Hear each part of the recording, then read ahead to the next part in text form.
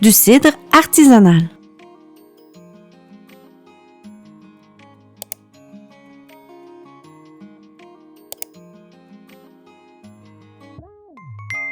Si comme moi, vous aimez l'automne et ses couleurs magnifiques, si les journées encore douces vous appellent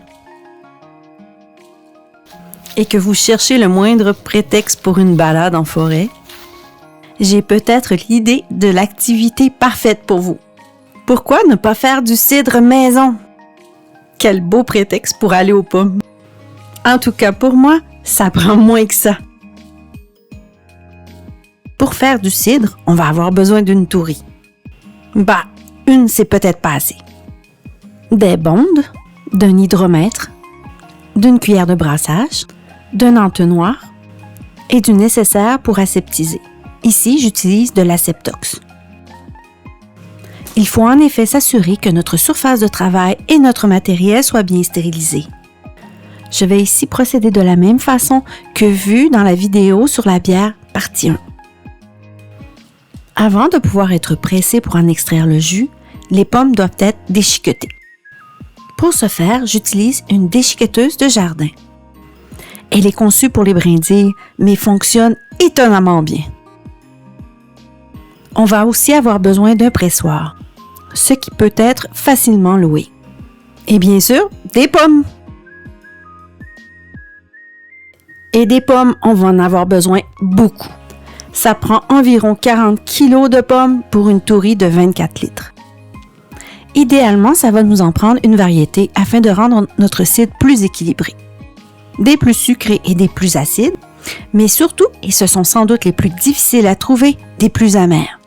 Avec la maturation, notre cidre va même avoir des accents d'umami. Un bon cidre peut donc rejoindre toutes les saveurs sauf le salé. On va aussi avoir besoin de levure. On peut utiliser des levures commerciales, telles que la 71B ou la D47 de l'Alvin, qui sont toutes les deux reconnues pour donner de très bons résultats. Mais on peut aussi utiliser des levures sauvages. Ce sont des levures présentes dans notre environnement et que l'on peut récolter sur des fleurs comestibles, par exemple, et qui sont également tout naturellement présentes dans les pommes.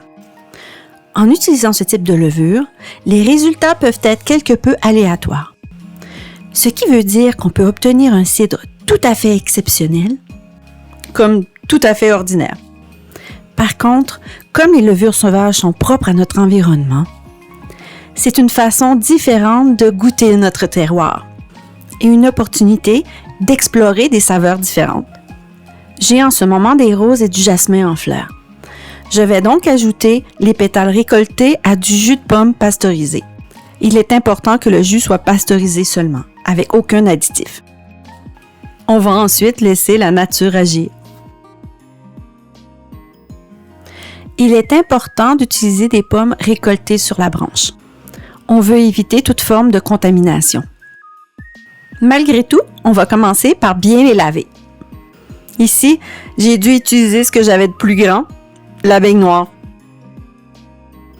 On doit ensuite vérifier chaque pomme et enlever les parties malades ou abîmées. C'est à ce moment qu'on commence à regretter un peu la deuxième tourie.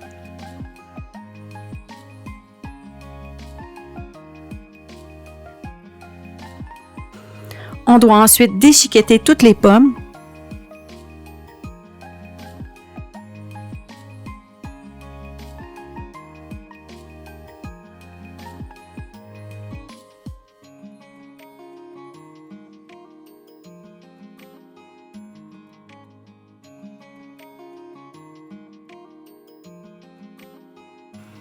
Afin de pouvoir les presser. Le filtre est fait à l'aide d'un drap de coton. C'était beaucoup moins cher.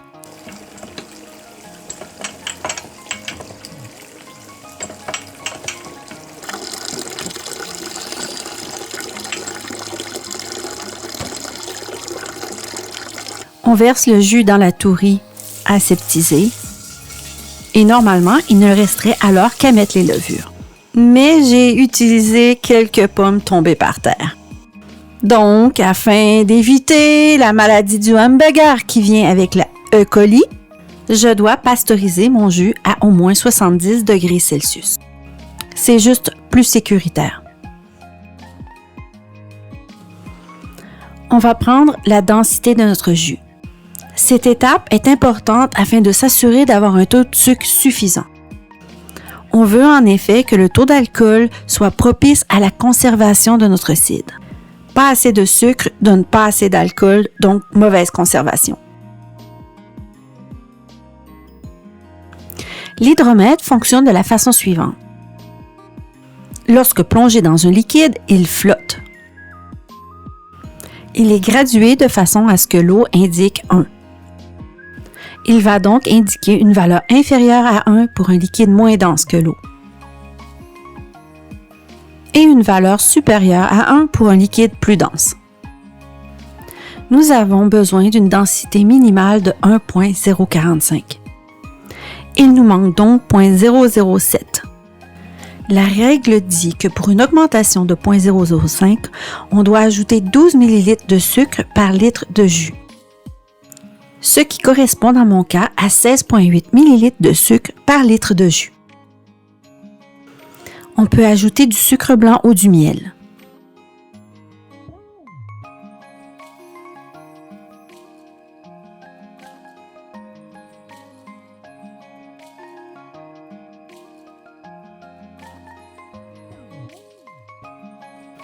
On refait ensuite un test de densité.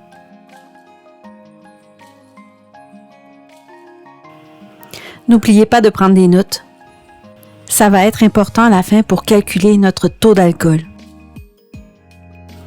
Si on utilise une levure commerciale, il va être maintenant temps de la réhydrater. On va verser le sachet dans un verre d'eau minérale à température pièce.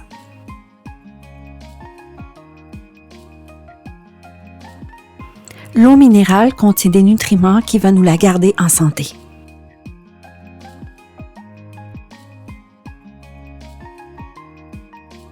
On la laisse ainsi reposer 30 minutes. Il ne reste qu'à verser la levure dans la tourie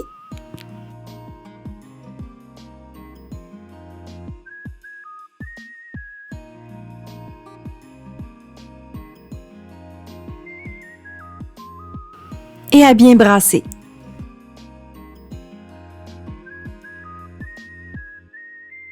On pose la bonde remplie d'eau et on va déposer le tout à l'abri de la lumière. On procède de la même façon pour les levures sauvages. Il faudra cependant les filtrer à l'aide d'un coton à fromage.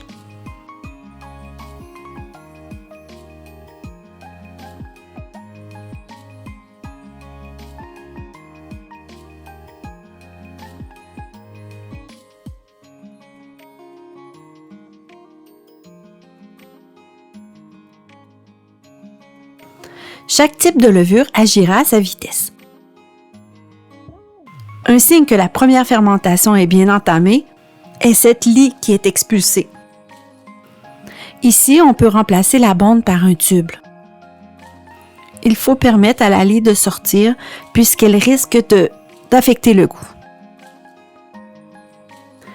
La température idéale de fermentation est propre à chaque levure. Il existe néanmoins de grandes règles à suivre. Maintenant, on va devoir attendre. Est-ce que j'ai besoin de dire que j'ai vraiment hâte de goûter à ça?